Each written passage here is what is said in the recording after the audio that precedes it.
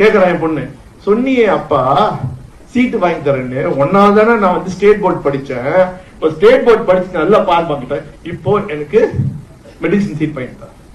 கலைஞர் எவ்வளவு பேருக்கு சீட்டு வாங்கி கொடுத்துருக்காரு, எங்க அப்பா எவ்வளவு பேருக்கு சீட்டு வாங்கி கொடுத்தாரு, எங்க மாமா ஸ்டாலின் எவ்வளவு பேருக்கு சீட்டு வாங்கி கொடுத்தாரு, நானே மந்திரியா இருக்கும்போது எவ்வளவு பேருக்கு நான் சீட் வாங்கி கொடுத்துருக்கேன்.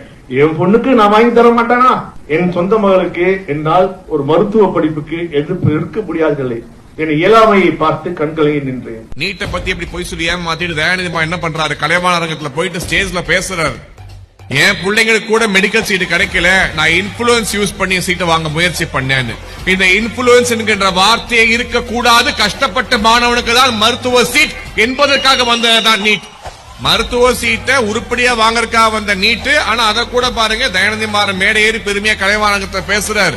என் பிள்ளைங்களுக்கு சீட், உன் பிள்ளைங்க ஒழுங்கா படிக்கல, சீட்டு கிடைக்கல, அதுக்கு இருக்கு நீங்க நீட்டை குறை சொல்றீங்க.